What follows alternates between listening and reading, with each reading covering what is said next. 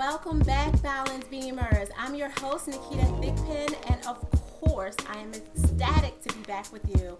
I feel like the week in between episodes is just a little bit too much, but today we're going to resolve that with another incredible and awesome man who is just bringing 35 plus years of strategic planning and marketing acumen to the beam. He has been a man of many hats, all under the same umbrella, and he brings such an acuity to the platform of helping businesses grow. As a director of entrepreneurial works, he wears a hat of really helping people coming in at all different stages of their business.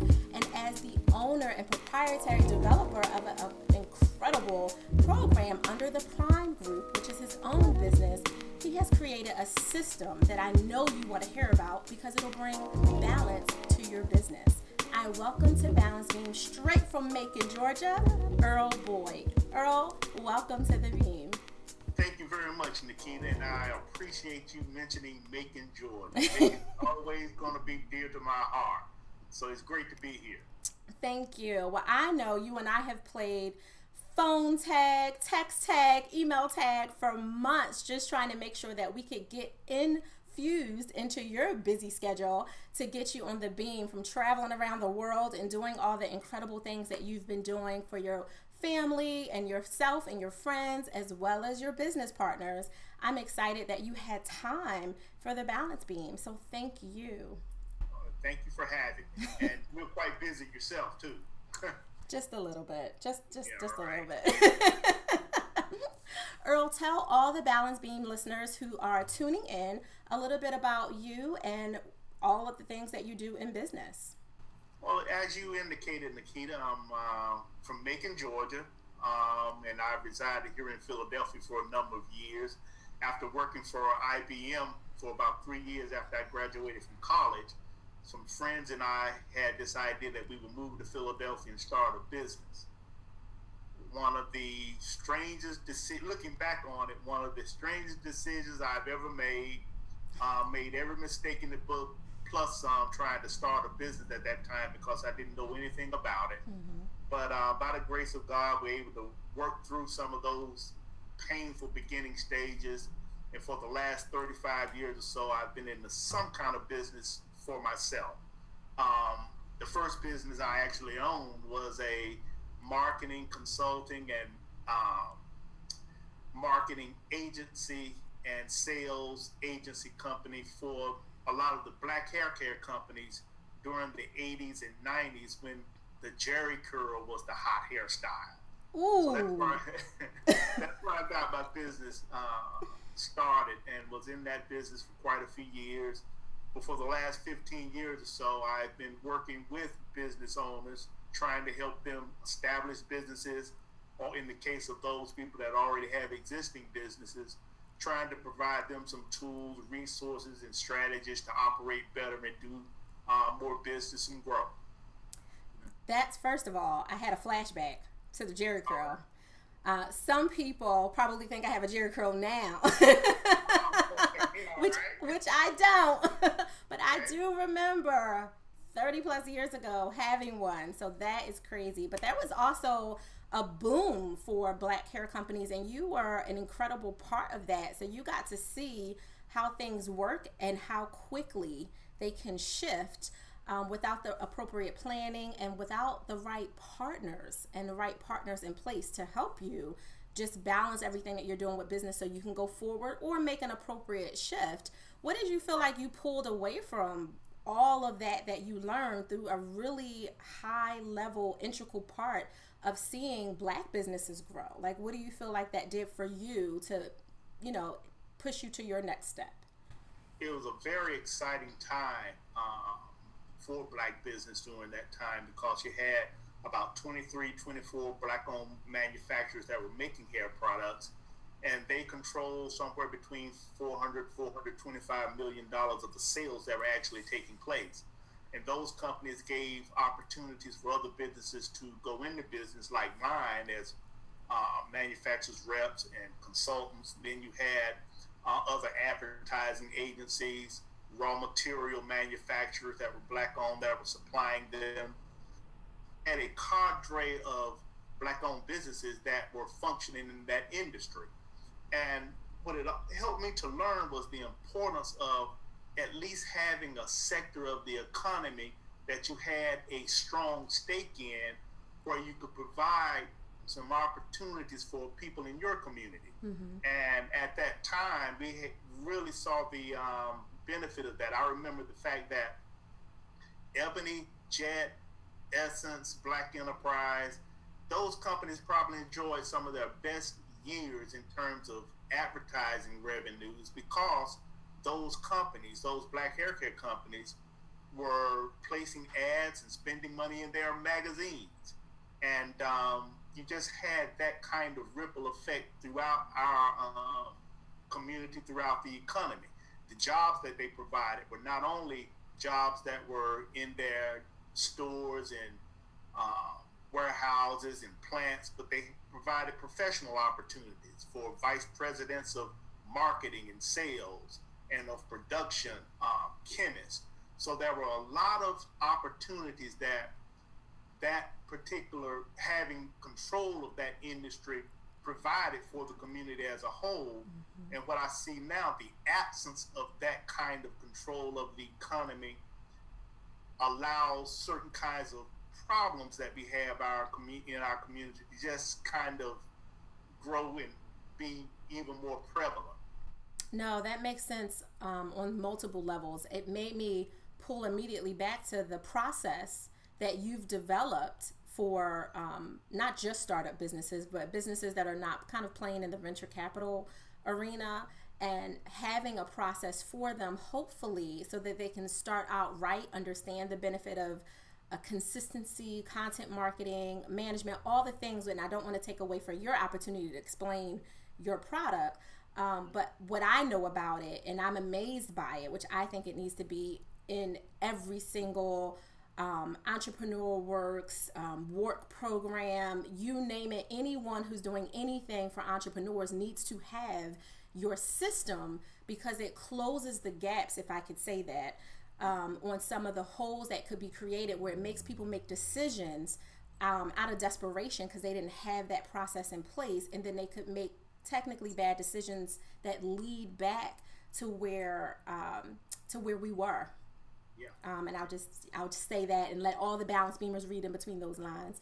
But I think that your system is really helpful for that. And I know that all of that history that you have, and being, a foot soldier, grassroots, knocking on doors, selling products in an old way, building partnerships in the way that allowed for natural, organic engagement, is really missing, because of the positive aspect of technology has kind of caused this shift in this bubble in the way that we now communicate. And now we no longer feel like we need efficient processes in our lives and in our business. And your program does that. So tell me more about what I'm not saying for that. Well, the product in the system that I've created basically comes up from my own experience of trying to start a business and doing everything wrong, doing all of the wrong things first. And in the work that I do at Entrepreneur Works, working with new business owners and people that are trying to start businesses, I find that they do the same thing. They'll go out and get incorporated, or take out that lease on that property, or start buying equipment without having a real clear idea about what their business is all about. So what this system does is kind of track people through the process and the steps for actually getting a business started. What to do, when to do it, and how to do it. Telling you what to do first, second, third, fourth, and fifth. And it's called the 5-step business start. And in most instances, people don't know where to start or what to do first. And this system actually guides them through that process to start a business successfully. So that's awesome. What it's all about, and it came out of my own experience of doing everything wrong. I can relate to that. Yeah. On multiple levels. I am the perfect, for 4 years plus ago, we would have been, my husband and I, the perfect clients to participate in that program, and it probably would have saved us at least $100,000+ because we did exactly what you said. You know, we had a vision. We did break it into kind of a bite-sized piece of where to begin with this amazing, huge vision that we had. And we started wrong, first of all. But we started wrong trying to do everything right for a different type of business. We weren't going in as entrepreneurs because no one really educated us on what that meant in totality. We were going in as small business owners, but that's not who we were. We were entrepreneurs.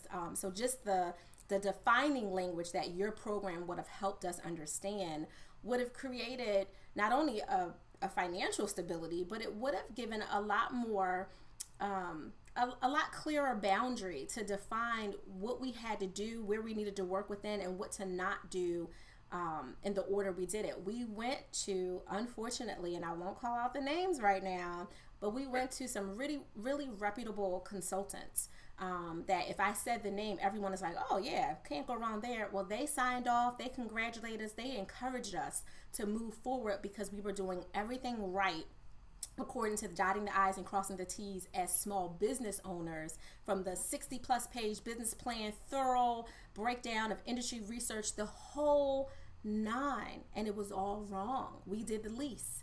We did the equipment. We did the hiring W-2s. We did all those things with no clients. Like, that was all wrong because that's not how entrepreneurs do them. And I know you could speak volumes to that. And it happens to most people. You know, one thing about it, you'll either learn that process the way that you learned it, having made the big mistake, spending a lot of money and not really realizing any return on it. You either go with that, or you go through a system like I've developed, like the 5-step, that tracks you through the right things to do in what order. And the thing that will happen with most people, they know that they need a business plan. But just how to do the business plan and the process for getting there, no one really tells you that. And what this system does is kind of make the whole planning piece very simple for you and very easy to do. But what it does is kind of make the whole planning process more meaningful to what you really plan to do in the marketplace. Most people doing business plans, they'll actually go copy some plan that they found on the internet, some template that's out there on the type business that they're trying to start, or they'll start to just write down ideas based on what people have told them that needs to be in a plan. But what actually needs to happen is you're trying to plan based on really what you plan to do and what your business is really about. And this system helps you establish that and makes it very simple for you to develop a plan that leads you toward being successful in business. Well, you brought up an S word that I like to use when I'm in my boardroom mode because they can't handle the other S. Okay. Simple is sexy, and people are attracted to sexy. And when you can make something simple in the way that you've done it, they immediately can see themselves in it. They can connect to it. So it's very attractive. So I like the simple S word, but sexy is my word. So I hope I'm not offending you by that. So they're simple words. And the thing that I try to do with people, one thing about going into business is very exciting, and people go into it with a lot of anticipation of everything working out just right.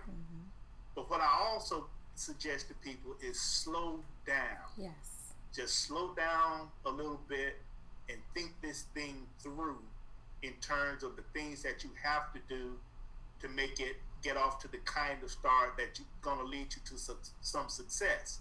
So once you just slow down a bit and put on the brakes and start to do the things in the right order, you'll be a lot more comfortable, and you'll find the process a lot more simple for you to not only do, but to understand. Because one thing about being in business, it's different than any other thing that you've probably done, because most of us have some work history where we were working a job, and we may have been a high-level executive in a company or responsible for a particular area. But when you're working a job, you're responsible for just that job. And I know you can relate to this. The difference about being in business is that you got to do all of them, or at least coordinate all of the activity, from paying the bills to getting the customers to crying at night because there's not enough money coming in. I mean, there all of the responsibilities and all of the activity that has to go into it, you're responsible for. So it's a very different animal. And to really try to put it in perspective, I always say to people, being on somebody's payroll is a whole lot easier and a whole lot different than trying to generate one. Absolutely. So just slow down and get into a process that's simple and that helps you really understand what it's all about. You brought up a good point, Earl, because there's a lot of up-and-coming entrepreneurs, and even some who have been in the game for 7-10 years, who may still be tethered, so to speak, to their professional careers. Or maybe it is just a job. Maybe it's not their profession, but it's something that's that consistent W-2 check, maybe even consistent 1099 contracted position that they have. And to your point, it's a lot easier to know, as much as you may not love this position or this job, that you can expect for as long as the company will have you to have that coming in. But sometimes I think, and I know that you see this for a fact, through, especially under your director of entrepreneur hat, in addition to your consulting hat from a business owner yourself, people come in wanting to rush the process because they can't wait to cut the tether that's on, and they don't really want to slow down, and they're feeling scattered and they're anxious, probably because they don't have a system, and they're making a lot of mistakes, which I'm sure is why they come to you under whichever hat you're operating under, to give them a flow. But I know the difference between what you do under your director hat versus what you do under your ownership hats for your own business is you take the process and the simplicity of it to help them turn their idea into an actual performing product versus from what I know of Entrepreneur Works, and it's a great resource and referral system and workshops and trainings and all kinds of amazing things come out of that, and really good events. But they may help you clean up different stages, but they're not necessarily taking you through the whole process, from A to Z. It may be more of a, you got stuck on C, let me help you clean up C and get you to D, come back and see us, at another workshop or training that are kind of one-offs. That's just my perception. I could be wrong, and I'm open to criticism, but I think that's part of why you have that. In terms of that person that needs just a bit of help in a certain area, yes, we do that, but we do take people through that process of from start to getting it up and running, because the 5-step system is something that we employ there in terms of working with people that are trying to start businesses. And we run a multi-week class for individuals that are trying to start a business, where we actually take them through these 5 steps over a series of classes, usually about 14 to 15 sessions that help them do that. For the people that do not have that time to participate in a workshop like that, they can also get the 5-step system, the Entrepreneur Works edition, by just downloading it on their computer and actually going through it in a self-directed kind of manner. So that whole process of getting started, we do at Entrepreneur Works, and help individuals do that. You are one smart man. So hold up. The reason that they can do that is because they have an exclusive entrepreneur edition of the 5-star system. Right. That's incredible. And the thing that we try to do with people is that most people come in with some kind of idea about what it is that they want to do. The problem is where to start. And what we do with them is to try to help them define and shape the idea first by putting it into business terms and making it a real business idea. And we do that by having them answer a series of questions, such as what's the need that you're really meeting or the problem that you're solving for your customers, how you're different than somebody that's already solving the same problem that you're trying to solve, who you're talking about solving it for. Answering a series of questions like that kind of help you shape the idea and put it in business terms so you can then start to really work with something. So that's where we start people who are just trying to get started with businesses. And the ironic thing is, a lot of people with existing businesses, what they find is some of the problems that they encounter down the road is because some of those steps in the beginning, particularly related to defining their business, they didn't do.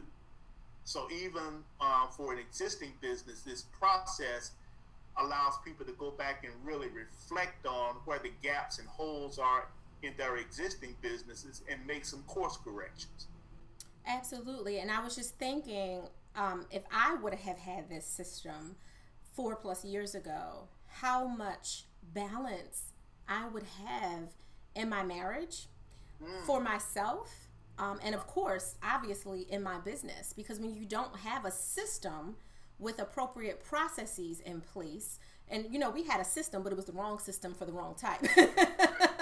So we were playing in a whole nother, had on soccer uniform stuff trying to go play football, completely different situation. But with that, because we were doing what a lot of your clients do, I know that we would have had so much more balance in our lives. I mean, we were not resting. We were working 23+ hours. I mean, we were really not sleeping. We were not, we didn't have a dispensary place to get out all that negative energy. There were so many things that were coming because of decisions made with an inefficient system and process in place. And I think that what you're doing, let me correct my language, I know that what you're doing brings so much more to the table than just kind of having a 5-step in place. It allows that entrepreneur, that business owner, to really handle their whole life in a different way, in a smarter way, in a sexier way, by being more simple. Yeah, and one of the things that people really need to come face to face with before even entering and starting that business, so some of the real issues that entrepreneurs have to face, and what are some of the real issues that you face trying to start a business. One thing about it, all plans, with business, there's always something that's subject to go different or go wrong. And a lot of times we don't anticipate that because we're so excited about this idea and we're going to get rich and make a whole lot of money that we don't get a chance to really look at the other side of the coin related to business. So what I try to also start people out with is just coming face to face with what this real issue is about in terms of starting a business, so you can make some decision about whether it's right for you. If you're the type person that don't like taking risks, that doesn't it isn't real comfortable with making certain kinds of decisions, you like everything that's working out according to plan, well, business probably is not the right place for you. There needs to be if you, like yourself, if there's a significant other in your life, be it a husband, girlfriend, boyfriend, wife, whatever, kids, you probably need to have a very sincere conversation with them about what it is that you're trying to do. But more than likely, there are going to be some adjustments that are having to be made. For instance, starting a business probably is going to require some money. You may, with your family may be used to going to Disney World every summer or on some fabulous vacation, and then one day you walk in and say, well, we can't do that because remember 3 months ago I started this business. Well, you started the business, not them. So those kinds of conversations need to be had even before getting into it, so people can at least anticipate or at least have had some thoughts about some of the possibilities of what's to come. When I started my first business, like I say, when I was working with IBM, I was doing well, making money, driving a nice car, had a nice home. Within about 3 or 4 months after quitting my job to start this business, I was flat broke and counted on any of that happening.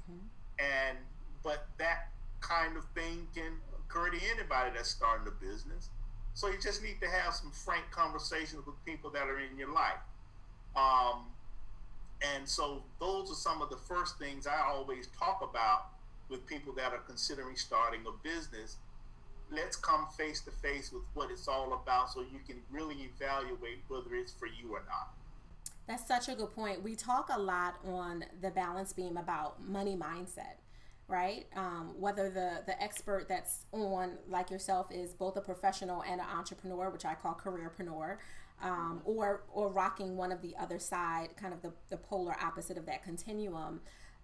Your money mindset drives you in almost everything you do. And, you know, a lot of people have a hard time dealing with that. But when we have a one-on-one conversation or where I go speak and I talk about infuse it and infusing balance, we really talk about how money mindset plays into everything, including who you choose to date. It ties into all. But one thing that you're mentioning is they may not understand what their money mindset means as you're shifting from professional or career or job worker through entrepreneurship. You may have an idea of going in, like I went in being very clear about, you know, what money we could make because I needed to know all that for the research and make sure it was a sustainable business and all those things. And I'm an analytical creative. So I started with my analytical side, but on my creative side, my whole goal was to impact the world. So I'm a helper, right? I'm a clinical social worker, all those good things, relationship manager. I am all about helping, and I often think money second, but it's still there. My husband is very different. He's a creative, but he is very driven when it comes to, let's look at, does this make sense financially? And then we can talk about all the woo-woo, we want to love on the world stuff. You know, it's a really good mix and a good pair for us because he kind of anchors me and stabilizes me when I'm just like, hugs, love for all, like, let's do it. He's like, can we afford that? can we handle that? So we definitely balance each other. But that money mindset of understanding your lifestyle should, not that it has to, but it should change if you want to make not only the greatest impact in whichever region you're going after, whatever, you know, if you're doing youth or children or adults or business owners or entrepreneurs or whatever the case, but it should change because now your resources and your time, your energy, and your effort have to change. Even if you are still tethered to another field or business or even your profession. Like, I love my profession. I'm a clinical social worker to the day I die, even if I'm not practicing as that. I will always make sure that I keep up my license, that I go to my professional development classes, that I surround myself with other clinicians. I will always do that because those skills help prepare me for where I'm at and what I can give. However, that's a very different financial string than what you could do as an entrepreneur. As you said, you could quickly go from 60 to 0 to -0 to -60 really quick, and it can bounce all over the place if you don't have the right processes and systems in place and you've checked where your money mindset is in relationship to that. And I see it a lot. So I don't know if you see it, but I see it a ton. Yeah, and one thing about a business, you got to plan for the money. I heard one consultant put it this way, and I've never heard it put better, is that if you can, the ideal situation in planning financially for a business to have 3 pots of money. One pot for maintaining your lifestyle in terms of your food, clothing, and shelter. Make sure that there's money to the side that way you can do that for a certain period of time, 9 months, for a year, where you aren't looking for the business to provide that. Then there needs to be a pool of money for things that go wrong, emergencies. Your dishwasher going down or your car going down, and you're having at least have some money set aside for that. And then there's a third pot of money for the business itself. And The ideal situation says that you plan financially just that way. The other thing about a business is that in order for a business to work, the money has to work. If the money doesn't work, the business doesn't work. And one of the big adjustments that people have to make is related to lifestyle, because the business is in the beginning is going to require a lot of resource, time, and attention, and money, and managing the money a little bit differently.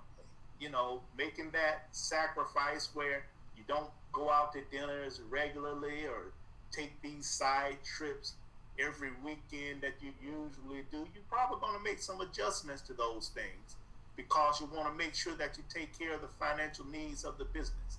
And that's a realization that most people come to a lot of times after they've started and run into some problems. Absolutely. After they found themselves trying to figure out how to cut coupons and go to Groupon and Living Social to get some kind of discounted trip. Oh, is that just me? Sorry. It definitely happens. And that's why it's important. Why I'm so grateful that I met you. And of course, I met you through Dr. Kristen Motley, who is incredible. She was actually on the Beam recently. Her show just aired a few weeks ago. And it's something to be said about keeping your circle rich. And I don't mean anything to do with money. Nothing at all when I say that. Being able to be around other people, like, you're such a wise man. You really are. And I know Balanced Beamers won't even have a taste of what you can really offer in our little half an hour or so podcast, but I really hope you guys are listening, because Earl Boyd has so much to offer. There's so much information. I know the first time we sat down together, I think we had to both stop ourselves because we were just, going, like, oh, okay, wait, we actually have to get back to business. Right, that's right. There's so much there, and you have not only so much information that you just have through your experience and your business acumen, but you're positioning yourself to create a legacy through other entrepreneurs and helping them, if they so choose, to receive the help. And the investment that they have to make is in their own time, energy, and effort to really want to be consistent and complete the process. And you're making it simple for them. So you really are, no pun intended, I say this phrase a lot, but you really are removing the excuses for people. Well, I appreciate those comments that you made about me. And one thing that I'm really committed to is sharing the ideas or sharing the experiences that I've had, because it was other people sharing with me that helped me along the way. Early mentors in business were some of those gentlemen that started those hair care companies, and it's those people that were sharing their experiences with me and their knowledge that helped me along over the years. And one of the things that we have to do, particularly in our community, is build bridges for one generation that links to the other generation. And looking at my particular generation that came after Dr. King, we really didn't do a great job of doing that in terms of transferring knowledge and building bridges of information from our generation to future generations. And so in reflecting on that, I've just made a commitment myself to share as much information and as much knowledge and much as my ability and capacity with others, trying to plug that gap for generations to come in terms of their linkages with experiences and things that have happened in the past that they really can grow from. You brought up, and I keep saying that phrase, sometimes I get stuck on a certain way that I say things. You brought up another good point. So why do you think that was, that your generation, the separation from yours to mine, and I'm a Generation Xer, I guess. I'm 38, so. Oh, okay, all right. Why do you think that was hard, that there was no bridge? Do you think it's because our generation lacked a certain amount of attention or focus that was hard for you to relate to? Or, what do you think, based on your experience and all the people that you've come in contact with for the very next generation, which are the Xers? Where do you think that came from? I grew up during the civil rights movement in the South. Mm-hmm. And during that time, it was very easy for black people to kind of galvanize around that particular issue because it affected all of us. Mm-hmm. And because of that, you had a lot of unity that really fueled the civil rights movement.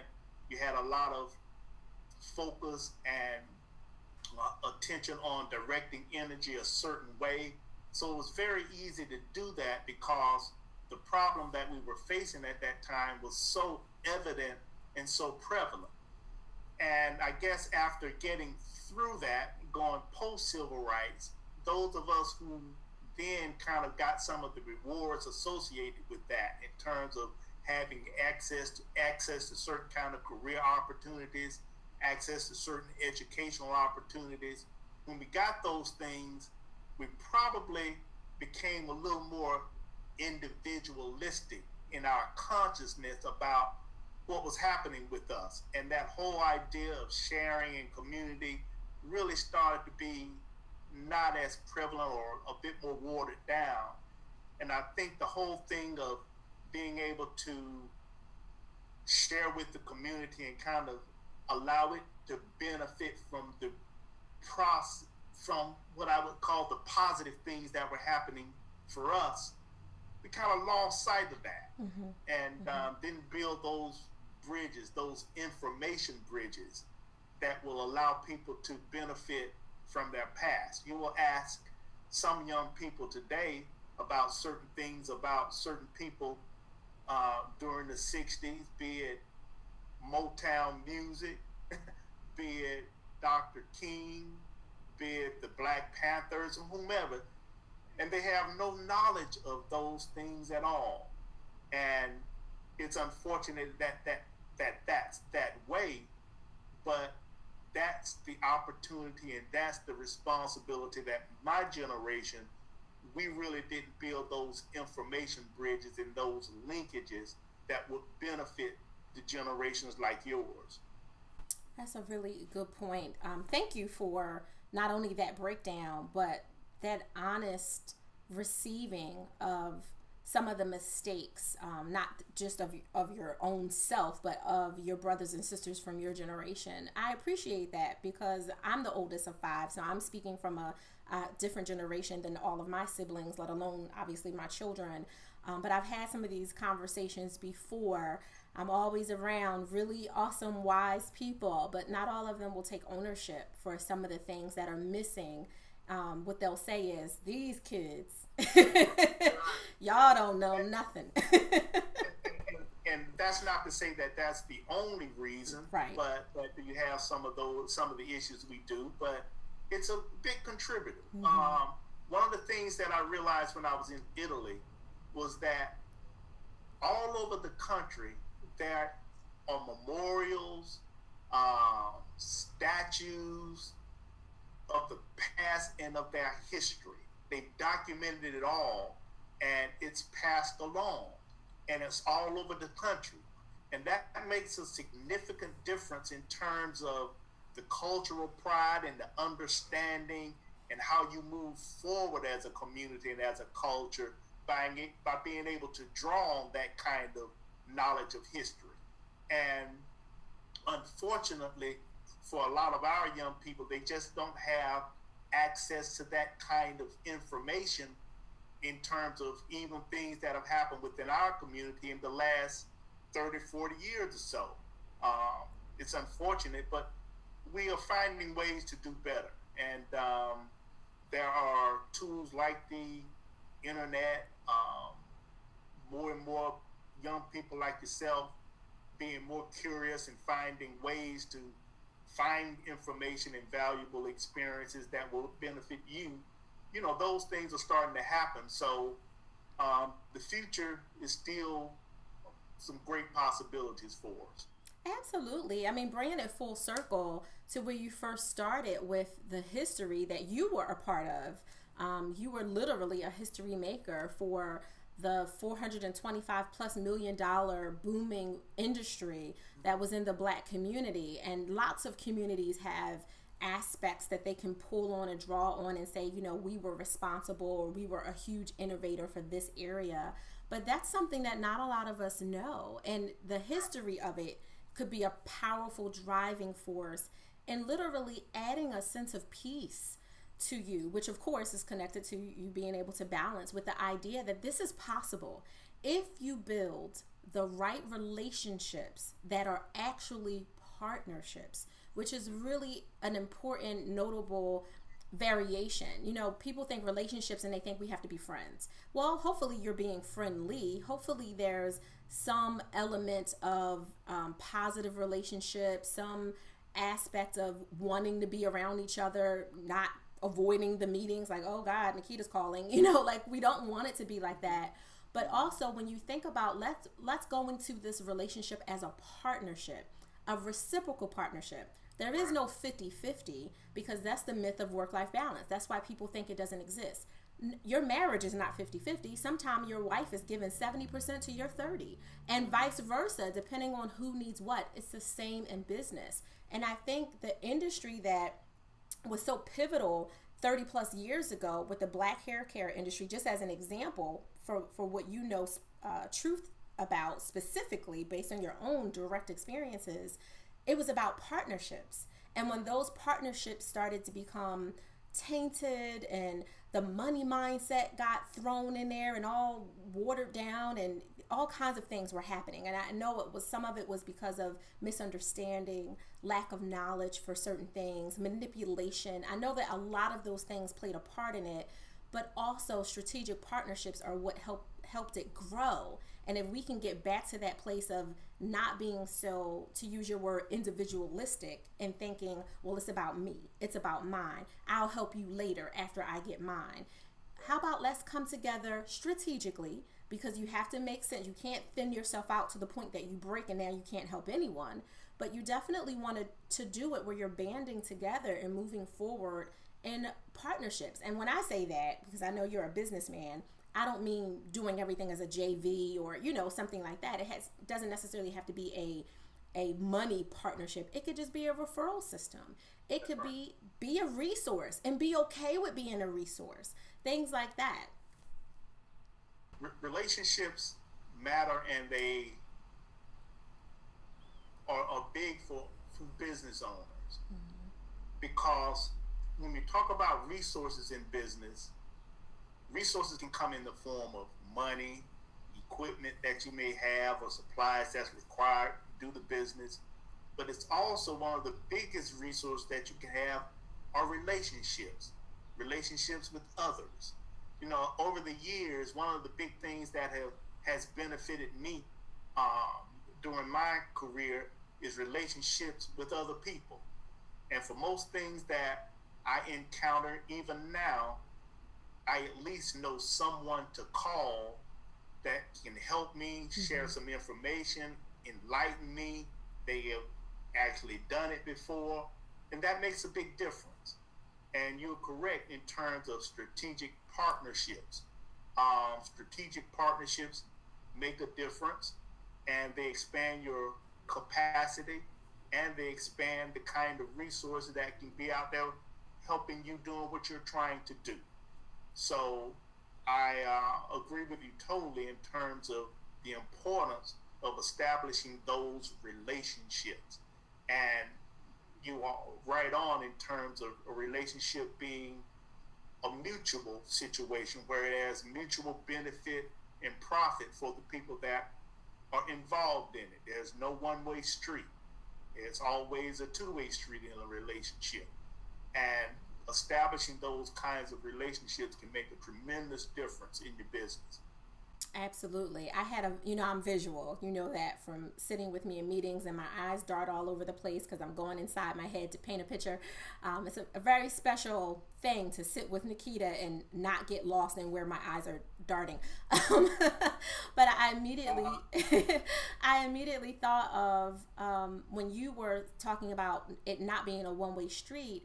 I was thinking about the relationships where it is just driven solely by one person, whether the other person is just being passive because they are trusting, or they don't care, or they're just not as invested in the opportunity, and you could drive right off the cliff if you don't know where you're going and how to help navigate in that system. So I had a complete visual when you were speaking about that, and how you can really be thrown off in your internal balance because of the lack of boundary in your relationship or in your business, depending on which aspect it is, and how boundaries are so powerful because it's important. I have one of my signature exchanges, which is the way that I call signature talks exchanges. It's called the B word, and it's all about boundaries because no one wants to say it. They think boundaries is such a dirty word, like, oh, I really like Earl, that's my guy, he's so awesome, we don't need boundaries. Yes, you do. You have to have boundaries in every relationship. Boundaries with your spouse, boundaries with your children,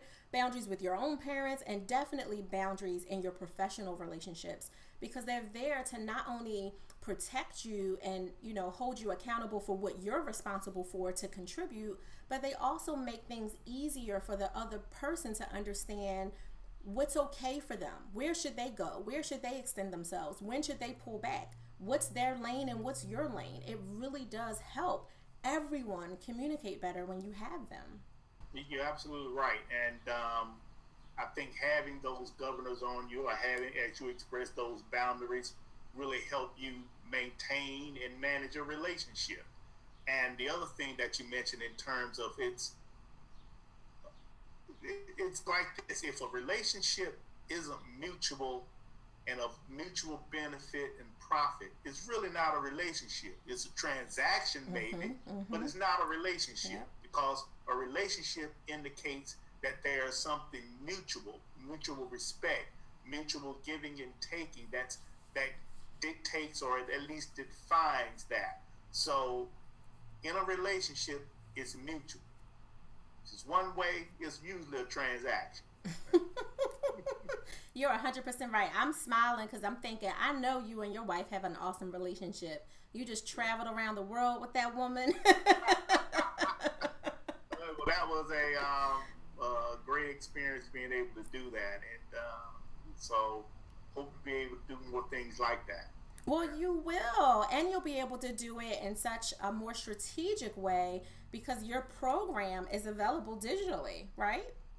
Oh yeah, most definitely. So regardless of where you may be in the world, you can have access to the 5-step business start. So you may be in Russia, Africa, it doesn't matter. Starting a business, the 5-step can help you. You can get access to it. That's what I'm talking about. And when you're traveling around the world speaking about this 5-step system, make sure you remember the little people and you say, Naketa, come travel with me for a little bit. They have great dark chocolate here. Oh yeah, that's right. And I owe you some chocolate. That's right. Forgotten about that. I'm glad you mentioned that. So yeah, I owe you chocolate, and I got to get that to you. See, people, it's good to be selfish sometimes. You see how I threw that in there? I wanted my dark chocolate. Wanted that. You got to get your chocolate. I'm committed to that. Thank you, Earl. I would like you to advise balance beamers on what they could do, especially if they are business owners at any stage, how they can just infuse a little balance with either a good read or a great place to go. What would you recommend? One of the best books I've read, and I read quite a few, but a book called Succeeding Against the Odds is by John Johnson, who was the publisher of Ebony, Jet. He founded that company, and it's a great book about his journey in business. And he came, started business back in the 40s, 50s, when it faced all kinds of obstacles that are different than they are now. But it's a great read, and it's very inspiring, very educational in terms of some of the life lessons that he expresses there. And you mentioned about getting away from things. Our office at Entrepreneur Works is right down in Independence Mall. We're in the Bourse building. And sometimes I'll just go out there and sit in Independence on the mall in some of those benches there to just kind of clear my head. That's always a good place there. But there's also nothing for me. There's nothing like a beautiful golf course. You know? When I really want to get away from it, play a beautiful golf course. I played one this past weekend up in Berks County. That was really, really nice. But getting away to a beautiful golf course, there's nothing else like it for me. That's actually a really awesome idea. I've been teetering around with the idea of learning how to play golf. I only know miniature golf. That's it. That's my experience. Right. So I think with dark chocolate and a lesson, we can make up for that gap. Well, you'll find that golf to be just as addictive as that dark chocolate. There's nothing else like it. It's very challenging, one of the most difficult games that I've ever tried to engage in. But I guess that's what's so appealing about it, being so difficult and challenging. But it's an addictive kind of sport, and I really like doing it. So once you start to take that up, you'll have two: the dark chocolate and golf. Well, I'm all about that life. I like those good addictions, not the bad ones. I like the good ones. That was okay. Except for it can be a little bit expensive. Oh, well. Yeah, it can be. You see my face? Money well spent. That's true. I've probably spent money on things that weren't as encouraging and relaxing and challenging to just, brain stimulation, and at the same time feeling beautiful and peaceful. So I'm sure I could play around with that a little bit. All right. Sounds good. So Earl, tell everyone how they can get in touch with you if they're interested, especially if they're interested in the 5-step system through the Prime Group. And of course, once they reach you there, they could automatically get information about Entrepreneur Works, I'm sure. So tell everyone how to reach you. Yeah, well, with the 5-step, got a free gift for everybody. You can go to the 5step.com/free, and you can find information about the 5-step, and also there's a free gift there that people can download that will help them with just the whole idea of being in business. That's the 5step.com/free. Oh, we like free gifts. Yeah, we will definitely write that. We will definitely write that down at the bottom of both the YouTube commenting as well as SoundCloud and iTunes and all that. We'll make sure we write that out. So every balance beamer under the sound of my voice, make sure that you get this information. You contact Earl if you need even more direction than what you're getting. And also share the love. You have someone in your family, in your friend circle, in your professional circle that needs this information. So definitely, sharing is caring. Share the love. That's great. And Entrepreneur Works, it's the website address is myentrepreneurs.org. Can be contacted there, and you'll find my email address and my contact information there. And anybody's willing to get in touch with me and call me, email me. You can find me on Twitter at Earl Boyd 7. There are different. I do a quote of the day that hopefully inspires people and give them some encouragement by reading some of the quotes and some of the ideas and thoughts from successful people. So at my Twitter account, you can connect with me on Twitter and see that feed on a daily basis of those quotes that I found to be very helpful to me, and hopefully you'll find them to be the same.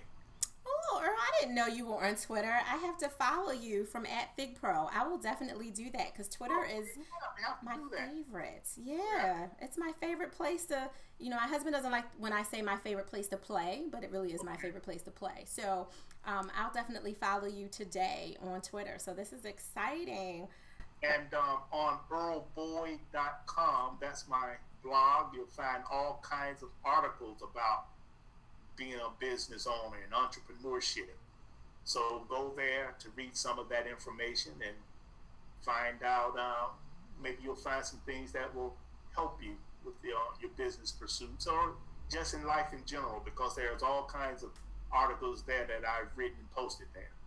It is awesome. And I will say, as a quick side note before we wrap up, that was something that made me reach out to Earl. So Dr. Motley had introduced his information to me and said, "Oh, Naketa, this is something you need to share with your audience and with your community at Thigpen. Just make sure you share." And I said, "Okay, no problem. We're always looking for great curated content to share with everyone. Any way that we can help you infuse balance, any way we could do that, we want to be able to do it." But one particular article caught my attention, and I immediately sent an email like, "Great stuff, keep it up." And Earl is a true man of, this is where all that grassroots understanding, real social engagement, partnerships come from. He reached out. And he could have just said, "Okay, thanks, glad you like it," and kept it moving, which is kind of what we do in the social media age, is we just respond that way and leave it dry. But him reaching out with, "Here's my phone number, let's set up a conversation," and then, followed through with that actually allowed us, not even knowing that my home is only a few blocks from his workplace, that allowed us to come for a face-to-face. So sometimes taking the online offline can do incredible things in your relationship. One thing about social media, social networks, engagement is one thing, relationships are another. And it's really about trying to form relationships with people. You can get engaged and you make comments to people, but the real value of it is to build relationships. So I'm glad that I realized that and extended myself to trying to build a relationship with you. Oh, well, I hope it was worth it.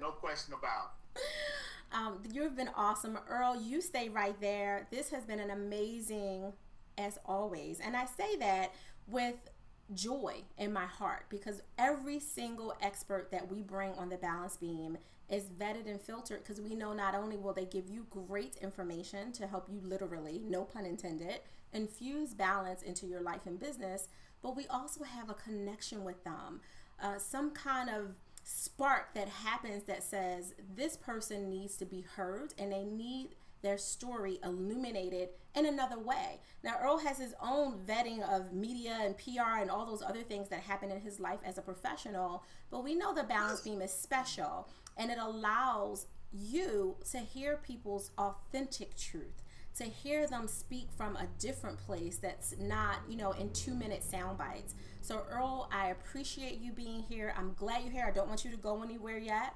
Balance Beamers, stay right there, because we have more tools for you to infuse.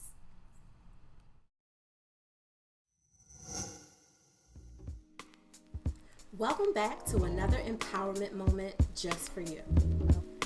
I want you to really sit there just for a second and reflect on all that you do and all the ways that you really try hard to be perfect. And then I want you to ask yourself, do you really want to be perfect? Think about it. Perfect people can't make any mistakes. Perfect people have to talk right, look right, act right, dress right, stand right, do everything right. But whose right is it? What you do perfect here in Philadelphia, Pennsylvania, might be really imperfect over in Europe or India, some other area of Asia or Africa. Perfect is really something that no one can qualify. If you're not God, you can't qualify it. And if you are God, He understands we're not meant to be perfect. We're meant to do our best at everything that we can do our best at. And the mistakes we make, we learn from them. I embrace the fact that I speak a little bit funny. If I talk too fast and get wound up with excitement, sometimes I trip over my words. I actually just make fun of it and have a really good time laughing at the fact, here I am with 5,000 degrees, certifications, and $300,000+ in loans to prove it, with all of this expertise, and sometimes I can't even say my name right because I'm so excited and it comes off like Naketa, and it didn't sound right at all. But it's okay. And I embrace the fact that I'm not perfect. I enjoy all of me. That doesn't mean that I'm going to go out and make unintentional, really ridiculous mistakes just because it's like, hey, I'm not perfect. I can be free and do what I want. I'm going to try to avoid mistakes whenever I can, but I'm also not trying to be perfect. I'm just trying to be me. I hope you enjoyed this empowerment moment.